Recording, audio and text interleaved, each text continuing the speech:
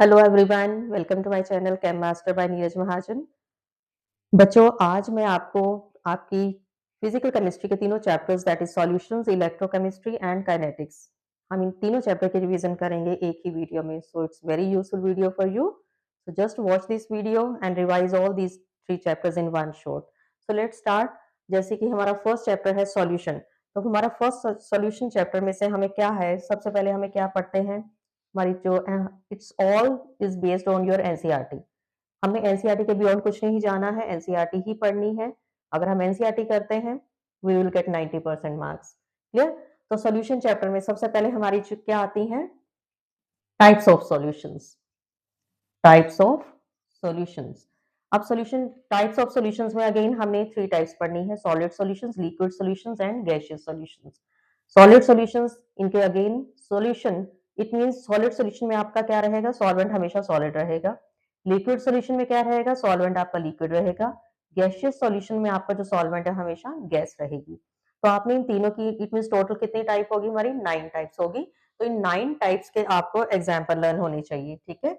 जैसे तीनों टाइप्स आपकी आपको पता होनी चाहिए। Solid solution, first three types आप लिखोगे, solid solution, liquid solution and gaseous solution.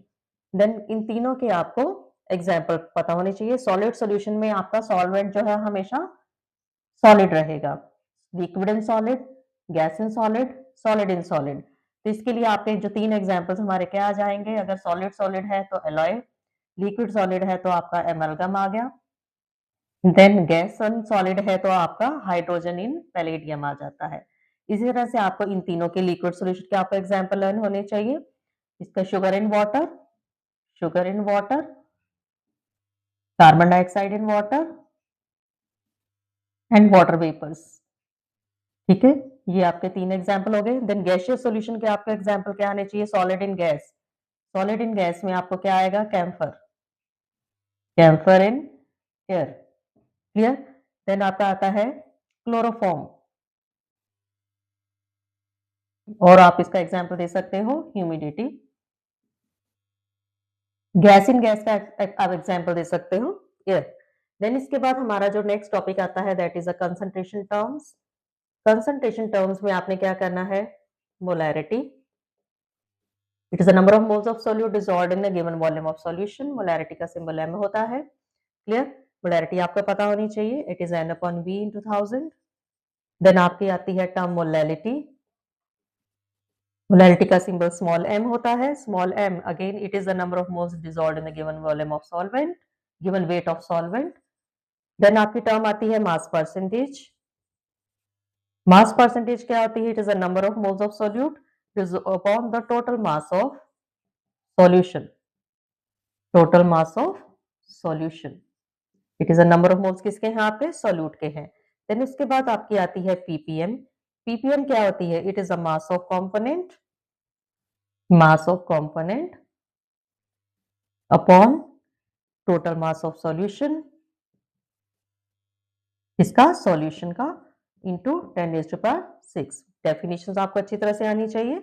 Then आपका आता है मोल फ्रैक्शन। मोल फ्रैक्शन आपका क्या है, it is the number of moles of solute upon the, अगर आपने सॉल्वेंट का निकालना है तो number of moles of solvent ऊपर लोगे upon the total number of moles in the solution. अगर आपने सॉल्यूट का निकालना है तो नंबर ऑफ मोल्स सॉल्यूट के ऊपर लोगे upon the total number of moles of the solution. तो ये आपकी 5 टर्म्स हैं। देन इसमें से रिलेटेड आपका क्वेश्चन क्या होता है कि आउट ऑफ मोलैरिटी और मोलैलिटी में से आप क्या चीज प्रेफर करते हो, we always prefer molality, because जो मोलैलिटी है टेम्परेचर के साथ वेरी नहीं करती। इन पांचों में से आपकी कौन सी टर्म्स है जो टेम्परेचर इंडिपेंडेंट है, it is molality as well as mole fraction. ये आपके एमसीक्यूज में क्वेश्चंस आते हैं। ठीक, ये तो हो गए। नेक्स्ट नेक्स्ट हमारा टॉपिक जो आता है, हमारा आता है सॉल्युबिलिटी ऑफ गैस। अब सॉल्युबिलिटी ऑफ गैस में आपको क्या क्या चीजें आपको पता होनी चाहिए, चैप्टर हमने टॉपिक वाइज में आपको ये करवा रही हूँ। सॉल्युबिलिटी, अगर आप effect of temperature on the solubility of solid, effect of temperature on the solubility of solid in liquid, ये आपको क्या चीज पता होनी चाहिए, टेम्परेचर का इफेक्ट हम कर रहे हैं, इफेक्ट ऑफ टेम्परेचर। तो इसके अंदर आपको क्या पता होना चाहिए, द सॉल्युबिलिटी ऑफ सॉलिड। अगर आप किसी चीज सॉलिड चीज है उसको आपने डिसॉल्व करना है, तो अगर आप उसका टेम्परेचर रेज कर देते हो वो चीज डिसॉल्व हो जाती है। ठीक है। तो solubility of solid increases with increase of temperature, clear. और अगर आप solubility गैस की बात कर रहे हो, solubility of gas decreases with increase of temperature। Very important, दोनों लाइंस आपकी बहुत है, ठीक है। ये हम किसके लिए कर रहे हैं? एंडोथर्मिक रिएक्शन, ये एंडोथर्मिक रिएक्शंस के लिए है और ये आपका एक्सोथर्मिक रिएक्शंस के लिए। solubility of solid increases with the increase of temperature for exothermic reaction and solubility जो है वो गैस की इंक्रीज करती है with increase of temperature, sorry it decreases with increase of temperature। Pressure का कोई इफेक्ट है? गैस के ऊपर प्रेशर का इफेक्ट है, लेकिन सॉलिड के ऊपर प्रेशर का कोई इफेक्ट नहीं है, बिकॉज सॉलिड्स आर इनकम्प्रेसिबल। पर जो गैस है, गैस के ऊपर प्रेशर का इफेक्ट है। और इसी से रिलेटेड हमारा एक लॉ आता है, that is the Henry law. Henry's law क्या है? What is Henry's law? Henry law हमें क्या कहता है? The solubility of gas is directly proportional to the pressure of gas. Let's discuss Henry's law, ठीक है। हेनरीज लॉ क्या कहता है? सॉलिबिलिटी ऑफ गैस किससे रिलेटेड है हमारा Henry's law? Solubility of gas से रिलेटेड। तो ये क्या कहता है? The pressure of gas is directly proportional to the mole fraction of gas and the solubility is inversely related to KH। KH क्या है? Henry's constant. इससे रिलेटेड आपको क्वेश्चन आते हैं, ठीक है। ये आपका हेनरीज लॉ से हेनरी कांस्टेंट बन गया आपका। क्लियर। एप्लीकेशंस, हेनरीज लॉ की एप्लीकेशंस क्या है? फर्स्ट एप्लीकेशंस आपकी आती है इन बेवरेजेस, प्रेशर से हम गैस फिल करते हैं। सेकंड एप्लीकेशन आती है आपकी स्कूबा डाइविंग। थर्ड एप्लीकेशन आपकी आती है related to the term anoxia. Clear. So ये चीजें आपको पता होनी चाहिए हेनरीज लॉ के साथ रिलेटेड से। नेक्स्ट हमारा जो इंपॉर्टेंट क्वेश्चन इसमें से हम टॉपिक पढ़ते हैं, that is Raoult's law. Raoult's law हमारा वोलेटाइल और नॉन वोलेटाइल दोनों के लिए है।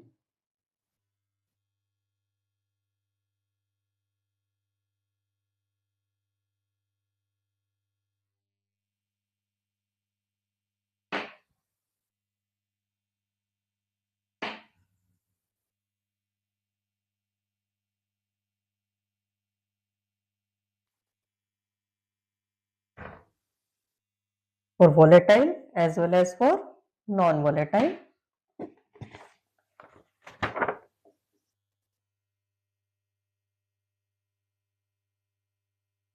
Clear. Raoult's law, Raoult's law हमें क्या कहता है? For volatile, at given temperature, the partial vapor pressure of component is equal to the product of mole. It is equal to the product of vapor pressure of pure component and its mole fraction। The partial vapor pressure mole, ये हम roads law की definition कर रहे हैं for volatile liquids के लिए। At a given temperature, the partial vapor pressure of component is equal to the product of vapor pressure of pure component and its mole fraction। ये partial vapor pressure है, वे vapor pressure of pure component है और ये उसका mole fraction है। और अगर हम ये हमारी डेफिनेशन है फॉर volatile के लिए। अगर आप नॉन वोलेटाइल की बात करते हो, द नॉन वोलेटाइल की डेफिनेशन क्या कहती है? The vapour pressure of solution containing non volatile solute containing non-volatile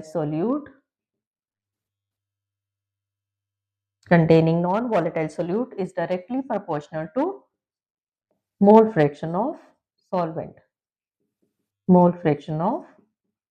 solvent। तो ये हमारी डेफिनेशन है वोलेटाइल के लिए है और ये है डेफिनेशन नॉन वोलेटाइल के लिए। तो दोनों ही डेफिनेशंस आपको आनी चाहिए। Clear. Is directly proportional to the mole fraction of solvent की बात करिए हमने, so it is XA। Then इसके बाद हमारा जो इंपॉर्टेंट क्वेश्चन आता है that is ideal and non ideal solution. Ideal and non ideal solution. अब आइडियल सॉल्यूशन क्या है? इसके बीच में आपको डिफरेंस पता होना चाहिए, आइडियल एंड नॉन आइडियल के बीच में डिफरेंस। आइडियल सॉल्यूशन क्या है? The solutions which obey Raoult's law. Non ideal do not obey Raoult's law. ठीक। आइडियल सॉल्यूशन में क्या है? सोल्यूट और सॉल्वेंट की जो इंटरेक्शन है वो सोल्यूट सोल्यूट और सॉल्वेंट सॉल्वेंट इंटरेक्शन के इक्वल होती है, ठीक है। लेकिन इसके अंदर क्या है, इंटरेक्शंस आर नॉट इक्वल। जो आइडियल सॉल्यूशंस है इसके अंदर हमारी सोल्यूट सॉल्वेंट इंटरेक्शंस जो है equal to the solute solute as well as solvent solvent interactions, इसमें हमारी इंटरेक्शंस जो है वो इक्वल है। इसमें हमारी इंटरेक्शंस नॉट इक्वल, आपकी जो इंटरेक्शंस है इधर ग्रेटर और लेस, प्योर इंटरेक्शन से या तो वो कम होंगी या वो ज्यादा होंगी। यहाँ पर आपकी जो डेल्टा एच मिक्सिंग है इट इज 0, यहाँ पर आपकी delta H mixing not equal to 0। यहाँ पर आपका कोई वॉल्यूम चेंज नहीं होता है, ऑलवेज 0। यहाँ पर आपका वॉल्यूम चेंज होगा, it is not equal to 0। तो ये रही आपकी आइडियल और नॉन आइडियल के बीच में। नेक्स्ट हमारा डिफरेंस आता है solution showing positive deviation and solution showing negative deviation. अभी इसके बीच में डिफरेंसेस हमें क्या पता चलेंगे। अब इसके अंदर क्या है, the solute solvent interactions, solute solvent interactions less than solute solute as well as solvent solvent interaction।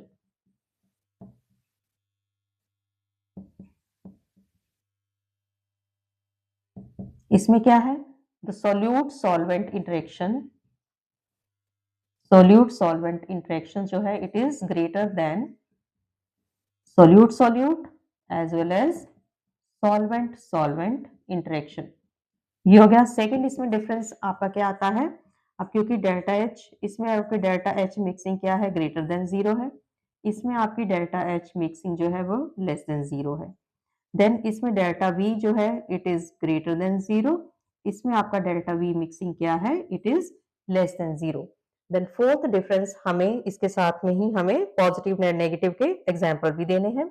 Example आप दे सकते हो एसीटोन एंड क्लोरोफॉर्म, और नेगेटिव का आप एग्जाम्पल दे सकते हो, सॉरी ये नेगेटिव का था, एसीटोन एंड इथेनॉल, ये आपका पॉजिटिव डेविएशन का एग्जाम्पल है। एसीटोन एंड क्लोरोफॉर्म, ये आप नेगेटिव डेविएशन का एग्जाम्पल दे सकते हो, ठीक है। ये हमारा इंपॉर्टेंट टॉपिक है।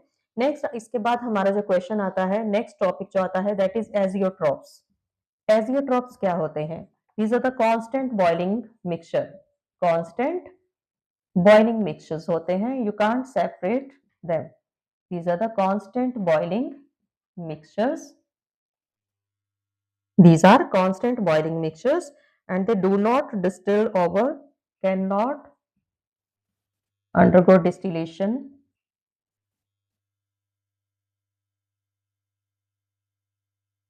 here azeotrophs क्या होते हैं, these are mixtures which boil at a constant temperature, these are the purest liquids and they cannot distill over without change in composition, they cannot undergo distillation without changing in composition। इसकी definition आपको आनी चाहिए, without changing composition. इसकी भी हमारी types हैं, इसके हमारे positive maximum boiling azeotropes, minimum boiling azeotropes, two types है। तो अगर आप मैक्सिमम बॉइलिंग एजेट्रॉप्स कौन से होते हैं, इसमें आपने कौन से एग्जाम्पल देने हैं, नेगेटिव डेविएशन के। तो नेगेटिव डेविएशन का मेरा एग्जाम्पल था एसीटोन एंड क्लोरोफॉर्म। सेकेंड इसका है minimum boiling azeotropes, minimum boiling एजेट्रॉप में आप एग्जाम्पल दोगे पॉजिटिव डेविएशन का। तो पॉजिटिव डेविएशन का एग्जाम्पल क्या था मेरा, एसीटोन एंड इथेनॉल। तो ये हमारा एजेट्रॉपिक का क्वेश्चन यहाँ पर हमारा कंप्लीट होता है। नेक्स्ट इस चैप्टर में से हमें क्या पढ़ना है, क्वालिटेटिव प्रॉपर्टीज पढ़नी है। क्वालिटेटिव प्रॉपर्टीज क्या होती है, the properties which depends upon the number of moles of solute not on the nature. चार क्वालिटेटिव प्रॉपर्टीज है हमारी, relative lowering, elevation in boiling point, depression in freezing point and osmotic pressure. तो elevation in boiling point and depression in freezing point, इसका एक numerical आपको आना है, ठीक है। इसके हमें फॉर्मूले पता होने चाहिए, तो ये हमें हर हाल में ये फॉर्मूले चारों के ही हमने जो एक्सप्रेशंस हैं वो हमने लर्न करने हैं। क्या होती हैं कॉलिगेटिव प्रॉपर्टीज, कौन कौन सी इसकी टाइप्स हैं और इनके एक्सप्रेशंस आपको पता होने चाहिए।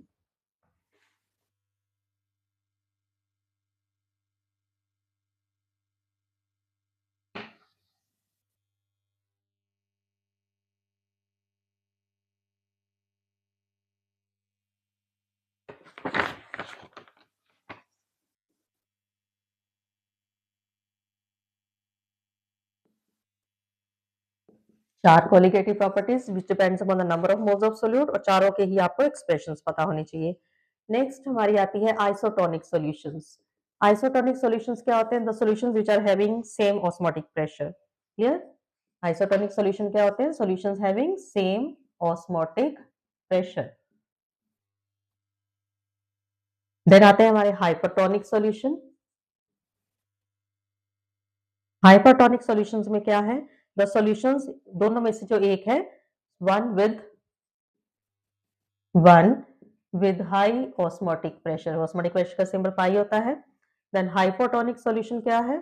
जिस सॉल्यूशन का प्रेशर कम होगा, वो वैसा सॉल्यूशन जिस सॉल्यूशन का लो ऑस्मोटिक प्रेशर होगा उसको हम बोलते हैं हाइपोटोनिक सॉल्यूशंस। ठीक है। देन इससे रिलेटेड चारों क्वालिटेटिव प्रॉपर्टीज के नेम आपको पता होने चाहिए, उनके सिंबल्स आपको पता होने चाहिए, उनके आपको फॉर्मूलेज आपको पता होने चाहिए। ठीक है।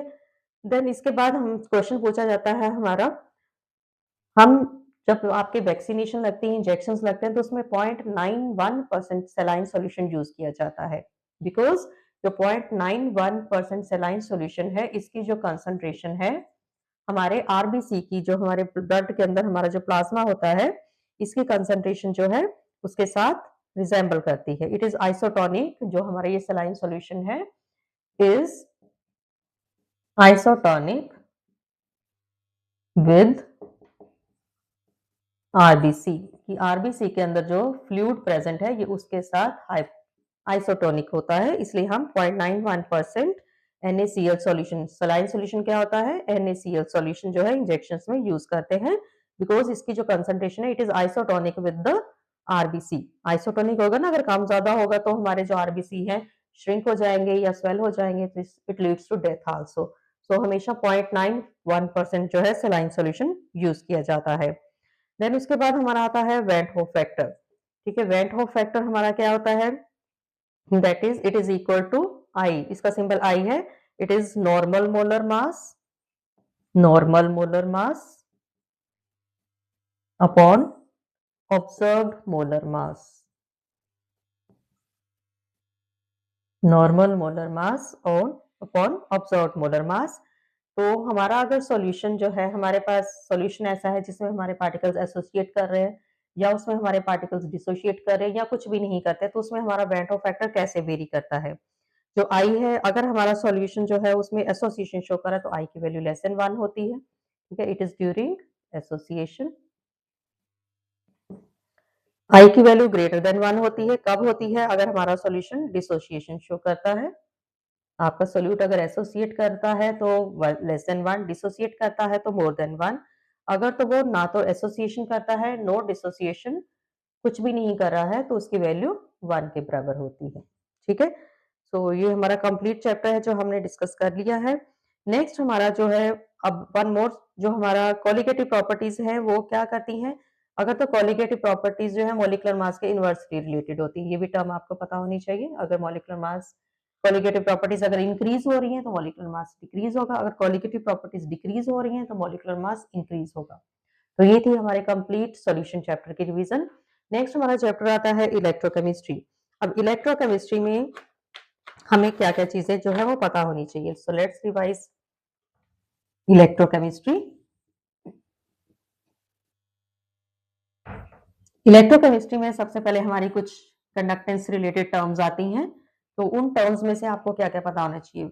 ओम्स लॉ, ये सारी जो टर्म्स हैं हमारी, ओम्स लॉ क्या है, रेजिस्टेंस क्या है, रेजिस्टिविटी क्या है, कंडक्टेंस क्या है, कंडक्टिविटी क्या है, तो ये सारी चीजें आपको पता होनी चाहिए।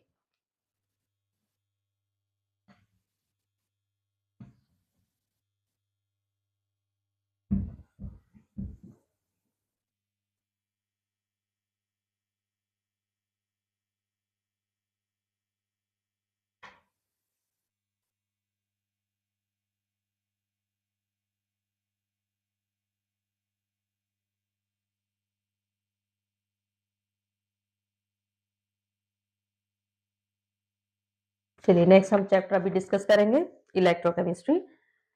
इलेक्ट्रोकेमिस्ट्री से रिलेटेड टर्म्स हमारी, सबसे पहले तो इलेक्ट्रोकेमिस्ट्री में इलेक्ट्रोलाइट्स सबसे पहले हमें पता होना चाहिए। इलेक्ट्रोलाइट्स क्या होते हैं? which undergoes complete dissociation। Non electrolytes क्या होते हैं? which do not undergo dissociation। जो कंप्लीट डिसोसिएशन शो करते हैं उनको हम स्ट्रॉन्ग इलेक्ट्रोलाइट्स बोलते हैं, जो इनकम्प्लीट डिसोसिएशन शो करते हैं उनको हम वीक इलेक्ट्रोलाइट्स बोलते हैं। ठीक है, सबसे पहले हमारी जो टर्म आती है वो क्या आती है, इलेक्ट्रोलाइट्स। तो इलेक्ट्रोलाइट्स हमारे स्ट्रॉन्ग इलेक्ट्रोलाइट्स भी होते हैं और वीक इलेक्ट्रोलाइट्स भी होते हैं। सोडियम एसीटेट वीक इलेक्ट्रोलाइट है, सोडियम क्लोराइड जो है वो स्ट्रॉन्ग इलेक्ट्रोलाइट है। देन जो टर्म्स हमने करनी है इसमें, ओम्स लॉ। ओम्स लॉ क्या है, that is V is equal to IR। Then resistance, resistance क्या है, it is obstruction the flow of current, it is directly proportional to L upon A। ठीक है, R is directly proportional to L upon A। R proportionality के sign को हटाते हैं तो R is equal to rho L upon A, और इसकी जो हमारी यूनिट होती हैं दैट इज ओम। देन उसके बाद हमारी जो टर्म आती है, अब हमने यहाँ से निकाली रेजिस्टिविटी, रो। रेजिस्टिविटी क्या होती है, यहाँ से हमारा एक्सप्रेशन आएगा, resistivity it is RA upon L। ठीक है, और इसकी हमारी यूनिट क्या होती है, ओम सेंटीमीटर। यूनिट्स आपको आनी चाहिए, इनके हमें न्यूमेरिकल्स भी आते हैं। देन कंडक्टेंस, कंडक्टेंस क्या होती है कि ease, the ease with which you can flow the current, इसका सिंबल हमारा G होता है।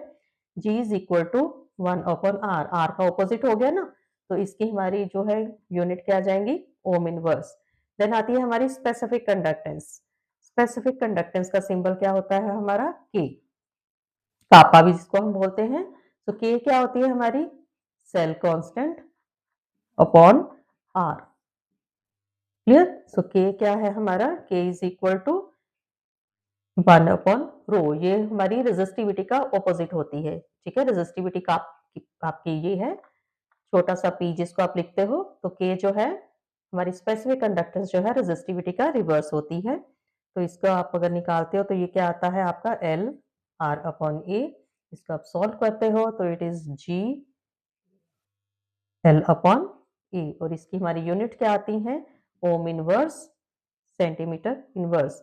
देन आपकी आती है molar conductivity, it is a conducting power of all the ions produced by dissolving 1 mole of electrolyte in the solution. Definition आपको आनी चाहिए, और इसका एक्सप्रेशन क्या है, kappa into 1000 upon molarity. Concentration आपने क्या दी है इसमें, मोलैरिटी, और इसकी हमारी यूनिट क्या आती है, ohm inverse centimetre square mole inverse. Then उसके बाद हमारी अगर पूछा जाता है इसका इक्विवेलेंट कंडक्टेंस का, इससे कम ही पूछा जाता है, सेम ही होता है। ठीक है, इसमें हमें इक्विवेलेंट कंडक्टेंस लेनी है, इसकी हमारी यूनिट क्या है, ohm inverse centimetre square equivalent conductance inverse. तो ये हमारी कंडक्टेंस रिलेटेड कुछ टर्म्स थी हमारी इलेक्ट्रिसिटी चैप्टर में जो आपको आनी चाहिए। नेक्स्ट हमसे जो हमारा टॉपिक आता है, फैराडेज लॉ। फैराडेज के दो लॉज हैं, first law and second law. First law का हमारा सिंबल क्या है, फर्स्ट लॉ क्या कहता है, mass is directly proportional to the quantity of electricity pass. इसको आप सॉल्व करते हो, it is equal to Z Q. Z क्या है आपका, इलेक्ट्रोकेमिकल इक्विवेलेंट। अगेन इसको आप सॉल्व करते हो, Q is equal to I T, तो ये हमारा सिंबल क्या आ जाता है, M is equal to Z into I T. इससे रिलेटेड आपके न्यूमेरिकल आते हैं। सेकंड फैराडे क्या कहता है, जो भी आप जितनी भी आप इलेक्ट्रिसिटी पास करते हो, the mass of substance deposited at the electrode is directly proportional to the amount of electricity pass। कि अगर सेम अमाउंट में आप इलेक्ट्रिसिटी पास कर रहे हो तो सेम अमाउंट में आपका डिपॉजिट होगा। E1 और E2 आपके क्या है, इक्विवेलेंट्स हैं। देन आपका क्वेश्चन आता है, what is the difference between electrochemical cell, difference between electrochemical cell and electrolytic cell, दोनों में difference, electrochemical and electrolytic cell. Electrochemical cell आपकी क्या करती है, it convert electrical energy to chemical energy, it convert electrical energy to chemical energy. Second difference क्या है, इसमें आपका जो एनोड है ये नेगेटिव है, एनोड नेगेटिव है, कैथोड पॉजिटिव है, anode negative cathode positive. Clear, अब इसमें क्या है, उल्टा हो जाएगा, इसमें केमिकल एनर्जी जो है it is converting into electrical energy. इसमें आपका एनोड जो है वो नेगेटिव पॉजिटिव होता है और जो कैथोड है वो नेगेटिव होता है। क्लियर, तो ये आपके कुछ डिफरेंसेस हैं आपके इलेक्ट्रोकेमिकल और इलेक्ट्रोलिटिक सेल में। देन इसमें इलेक्ट्रोकेमिकल सेल में आपका एक क्वेश्चन आता है, what is salt bridge. Salt bridge क्या होता है, एक यू शेप इन्वर्टेड ट्यूब है जो दोनों आपके बीकर्स को कनेक्ट करती है। दो हाफ सेल लेते हैं ना हम इलेक्ट्रोकेमिकल सेल में, So what is salt bridge? It is an inverted U-tube which connects a solution of two half cells. Second, इसका use क्या है? It maintains the electrical neutrality of the two half cells. So ये हमारा salt bridge से related question आता है. ये आपको हर हाल में इसके जो है uses पता होने चाहिए. Salt bridge के अंदर आप solution कैसे लेते हो? इसके अंदर हम जो solution लेते हैं वो होता है saturated solution of KCl, KNO3 और अमोनियम नाइट्रेट. तीनों में से आप कोई भी ले सकते हो. नेक्स्ट हमारा जो इससे रिलेटेड हमारा जो टॉपिक आता है that is a Kohlrausch law. What is Kohlrausch law? Kohlrausch law is, इसकी डेफिनेशन बहुत ज्यादा इंपॉर्टेंट है. क्या कहता है Kohlrausch law? At infinite dilution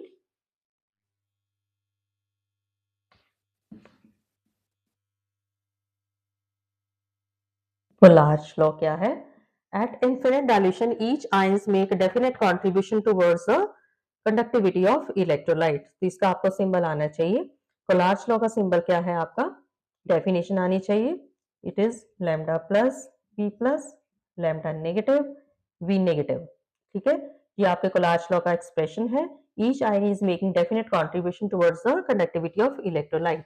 कोलार्च की आपकी एप्लीकेशंस हैं. What are the applications of Kolarch law? First application, it is used to check the molar conductivity of weak electrolyte. First application, to check the molar conductivity of weak electrolyte. इसका आपको expression पता होना चाहिए. इसका हमारा expression क्या है? Suppose मेरे पास जो वीक इलेक्ट्रोलाइट है वो है हमारा एसिटिक एसिड. मुझे उसकी कंडक्टिविटी पता करनी है तो मैं कैसे करूंगी? It is sodium acetate plus conductivity of HCl minus conductivity of NaCl. ठीक. Second application, it is used to calculate degree of dissociation of weak electrolyte. Degree of dissociation of weak electrolyte. इसका भी आपको expression पता होना चाहिए. इसका expression हमारा क्या है? अल्फा सिंबल है. Degree of dissociation of weak electrolyte, it is lambda C at any concentration conductivity or conductivity at infinite dilution. Clear? Then हमारा it is used to calculate dissociation constant. It is used to calculate dissociation constant of weak electrolyte. ठीक. Then इसका हमारा expression क्या है? C alpha square upon 1 minus alpha. Fourth application क्या है? It is used to calculate the molar conductivity of partially soluble salt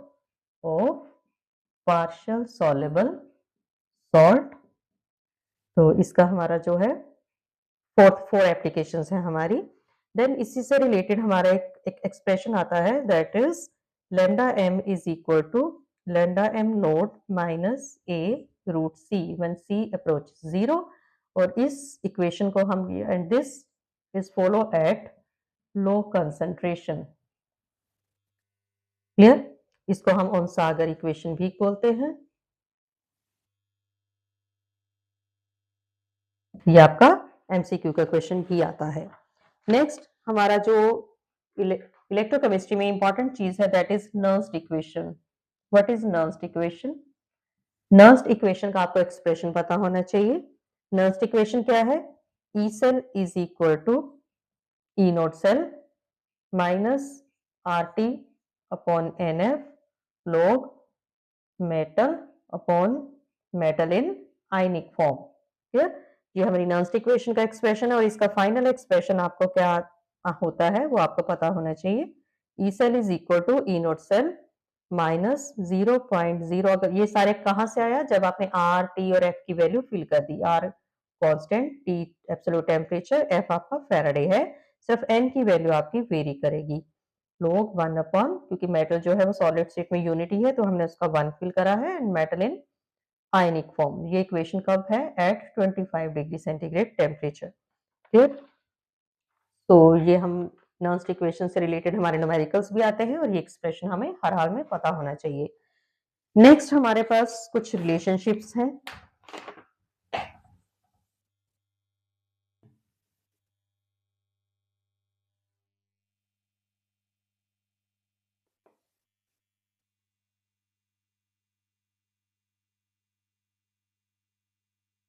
relationship between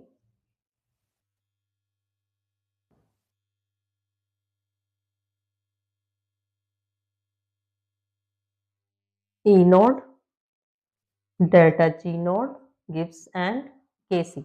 इन तीनों के relationship क्या है? ठीक है, इससे रिलेटेड हमारे काफी सारे न्यूमेरिकल्स आते हैं।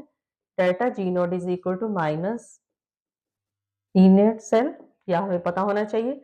सेकंड, हमें क्या पता होना चाहिए relation? E naught cell is equal to 0.059 upon n log kc, and log kc अगर इसमें से हमें निकालना है तो it is n E naught cell upon 0.059, और ये कहाँ है? एट किस टेम्परेचर पर है? 298 केल्विन। और जो ई नोड सेल है कौन सी प्रॉपर्टी होती है? It is intensive property. मैंने वो सारी चीजें आपको यहाँ पर बता रही हूँ जो आपको एमसीक्यूज में और क्वेश्चंस में पूछी जाती हैं। ठीक है, थर्ड रिलेशन हमारा क्या है? Delta G naught is equal to minus 2.303 R T log K सी।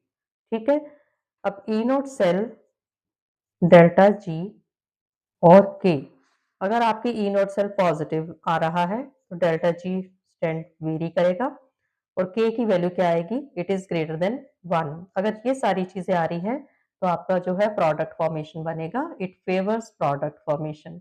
ये आपको टेबल लर्न करना है, फेवर्स प्रोडक्ट फॉर्मेशन। अगर ई नोट सेल की वैल्यू आपकी नेगेटिव आई है, डेल्टा जी भी आपका पॉजिटिव आया है, so it will less than 1, so it will favour reactant formation, backward reaction जाएगा।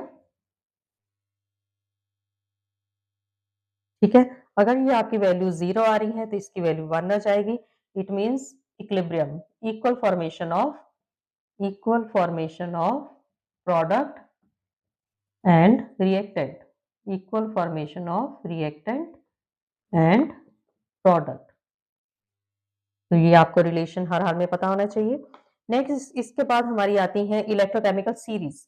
अब जैसे हमने अपनी 10th में मेटालिक सीरीज लर्न करी थी, उसी तरह से हमारी ये जो इलेक्ट्रोकेमिकल सीरीज है, इलेक्ट्रोकेमिकल सीरीज में हमने अपनी जो एलिमेंट्स हैं उनको इंक्रीजिंग रिडक्शन पोटेंशियल वैल्यूज के बेस पर अरेंज करा है। ठीक है, तो हमें वो भी पता होनी चाहिए। What is electrochemical series? The arrangement of elements in the increasing reduction potential values is called electrochemical series.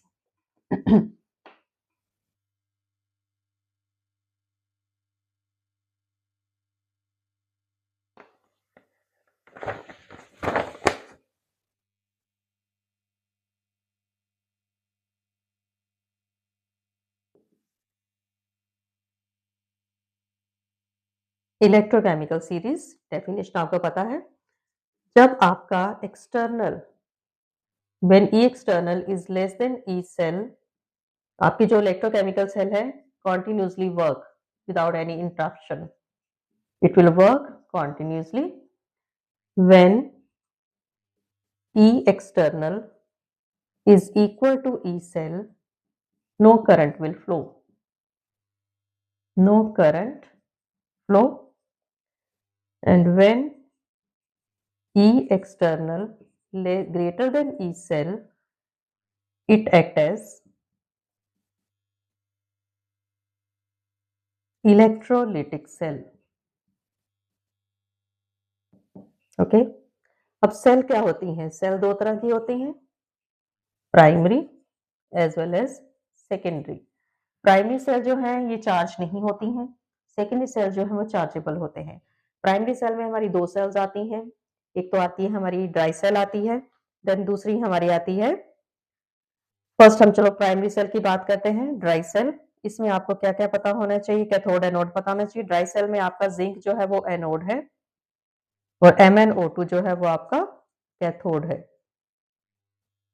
और आपको रिएक्शन पता होना चाहिए, ओवरऑल रिएक्शन आपको पता होना चाहिए। इसमें हम अमोनियम लेते हैं मिक्सचर, जो कि सेल की लीकेज के लिए भी रिस्पॉन्सिबल होता है। ठीक है, क्योंकि एसिड है तो हमारी सेल को ये करोड कर देता है। देन हमारा सेकेंडरी सेल, ये जो इंपॉर्टेंट है ड्राई सेल का, आपको ये सारी एनोड कैथोड और ये पता होना चाहिए। सेकेंडरी सेल जो है वो चार्जिंग होती है। सेकेंड सेल में आपने लेड स्टोरेज सेल करनी है, हर हाल में आपने अच्छी तरह से ये रट के जाने हैं, इससे रिलेटेड आपको क्वेश्चंस आते हैं। ठीक है, secondary cell lead storage cell, इसमें हमारा लेड का ही पैकेज सारे का सारा यूज होता है, लेड ही हमारा एनोड होता है, लेड ही हमारा जो है वो कैथोड होता है। तो लेड स्टोरेज सेल में हमें क्या क्या पता होने चाहिए? लेड स्टोरेज सेल में हमें आपका जो है ओवरऑल रिएक्शन पता होना चाहिए, एनोड कैथोड पता होना चाहिए। क्लियर? तो लेड स्टोरेज सेल में हमारा एनोड कैथोड क्या होता है? Lead storage cell. अब लेड स्टोरेज सेल में हमारा जो कैथोड है वो क्या है? लेड पैक्ड विद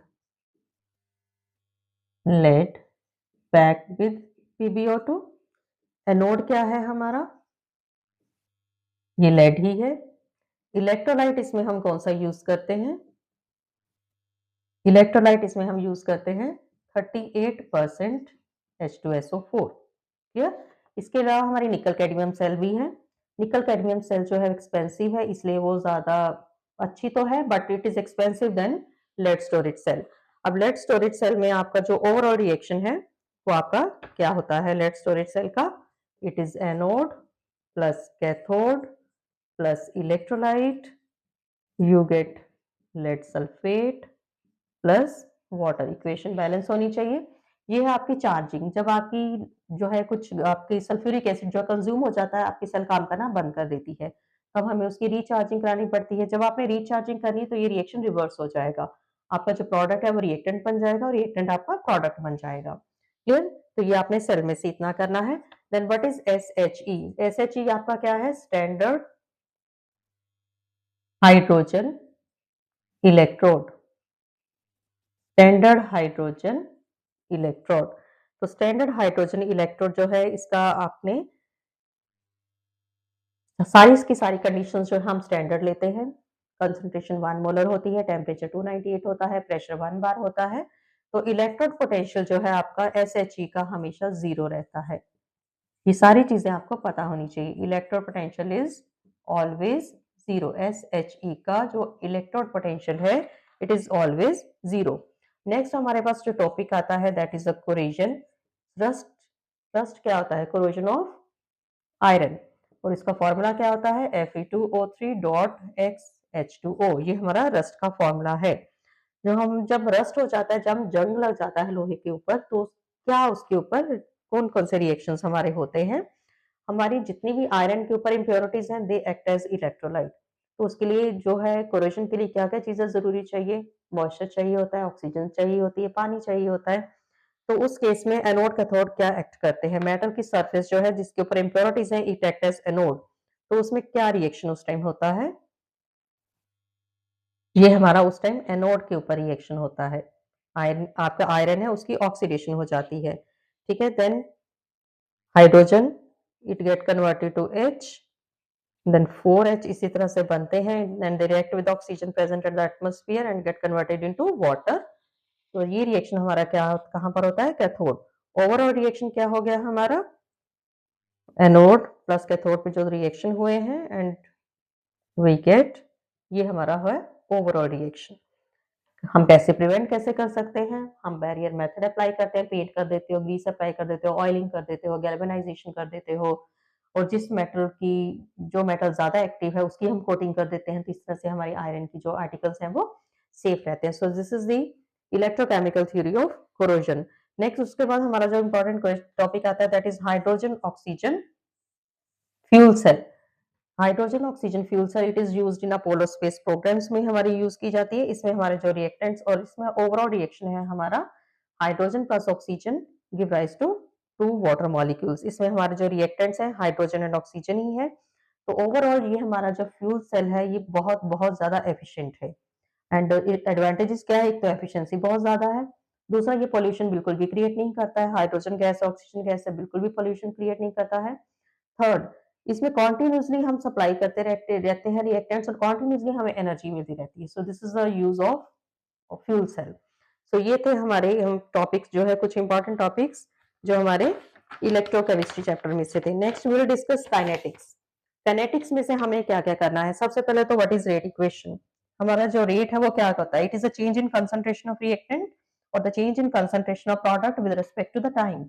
हमें पता है जब एक रिएक्शन होता है तो उसमें रिएक्टेंट की कंसंट्रेशन डिक्रीज होती रहती है और प्रोडक्ट की कंसंट्रेशन इंक्रीज होती है। तो जब भी आपने रेट किसी भी रिएक्शन का रेट आपने रिएक्टेंट की कंसंट्रेशन में एक्सप्रेस करना है, सो हम उसके आगे नेगेटिव का साइन लगाते हैं, और जब हमें प्रोडक्ट के बेस में आपने रेट ऑफ रिएक्शन को लिखना है तो अब हम उसमें प्लस का साइन लगाते हैं। तो ये चीज आपको पता होनी चाहिए। ठीक है, रेट ऑफ रिएक्शन।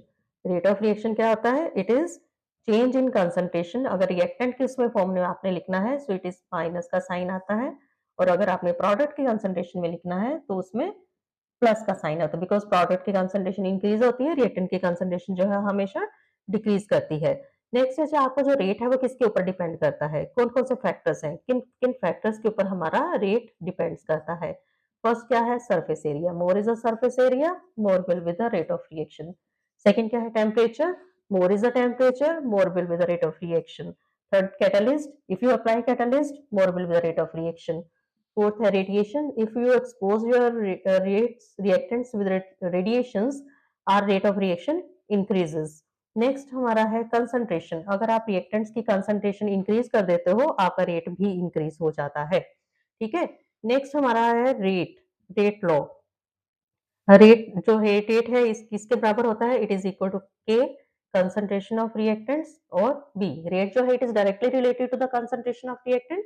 अगर आप प्रोपोर्शनैलिटी के साइन को उठाते हो तो इट इज के क्या है आपका? Rate constant. तो रेट कांस्टेंट क्या है? What is K? It is the rate of reaction when the concentration of A as well as B becomes unity.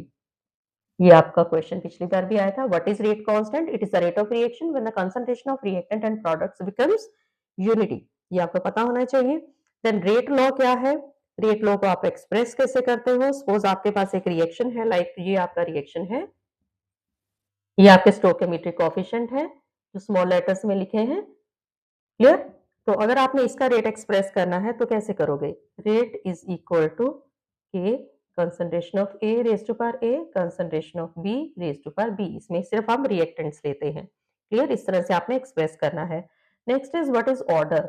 Order is the sum of the exponents terms which are present in the rate law equation. Order को हम small n से represent करते हैं। तो small n it is equal to, suppose आपके पास है R is equal to A, जैसे हमने ये लिया था अभी ऊपर, तो हमारा ऑर्डर क्या आ जाएगा? स्मॉल ए प्लस स्मॉल बी। जो आपके कंसंट्रेशन टर्म्स हैं उनको आपने ऐड कर देना है। ऑर्डर्स की काफी सारी टाइप्स हैं। ऑर्डर आपका जो है वो जीरो ऑर्डर भी हो सकता है, फर्स्ट ऑर्डर भी हो सकता है, सेकंड ऑर्डर भी है, देन थर्ड ऑर्डर भी है, एंड फ्रैक्शनल भी है। ठीक है, ये हमारी ऑर्डर की टाइप्स हैं। तो इनकी आपकी सभी की आपकी रेट कांस्टेंट की आपको इनकी यूनिट्स पता होनी चाहिए। ये आपका बहुत बहुत इंपॉर्टेंट क्वेश्चन है। Units of K zero order की हमारी यूनिट्स क्या आती हैं? Mole per litre, mole litre inverse, second inverse. Then हमारी जो जीरो ऑर्डर है फर्स्ट ऑर्डर है उसकी आती है सेकेंड इनवर्स। सेकेंड ऑर्डर की आती है हमारी litre, mole inverse, second inverse. Third order की हमारी आती है litre square, mole inverse square, second. Then fractional order. ठीक। देन उसके बाद हमारी टर्म आती है मोलैरिटी। मोलैरिटी क्या होती है? It is the number of molecules participating in the reaction.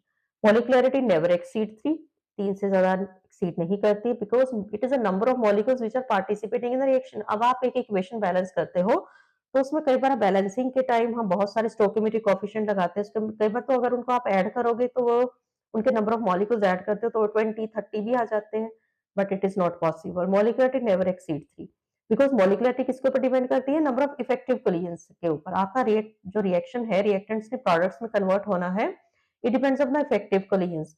वही मॉलिक्यूल्स जो रिएक्टेंट से प्रोडक्ट्स बनाएंगे जब उनके कोलिजन्स इफेक्टिव होंगे, जब उनकी एनर्जी जो है बैरियर को क्रॉस करेगी, जब वो बैरियर को क्रॉस करके नीचे पहुंचेंगे तो सभी मॉलिक्यूल्स के पास उतनी एनर्जी नहीं होती है। So only those will passing the barrier and changing into product which will having effective collisions. So more than 3 जो है कोलिजन्स जो है वो इफेक्टिव नहीं होते हैं। So molecularity never exceed 3।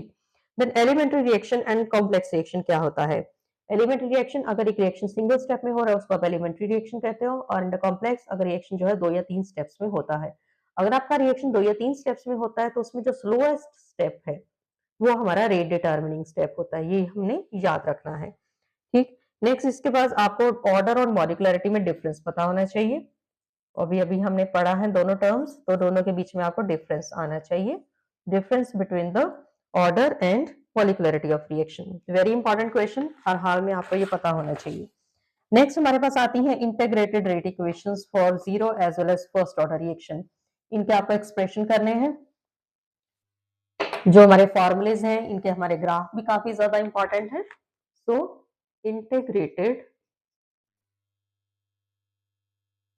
Rate equation zero के लिए भी और फर्स्ट के लिए भी, zero order as well as for first order reaction. तो हमने इनका इंटीग्रेटेड रेट इक्वेशन क्या बताती है? सबसे पहले तो it tells us relationship between concentration, relationship किस किस में? Relationship between the concentration and rate constant. ठीक है, तो अगर आपकी जीरो ऑर्डर की आप बात करते हो, जीरो ऑर्डर के लिए आपका एक्सप्रेशन क्या है? R naught minus R upon T, this is for zero order.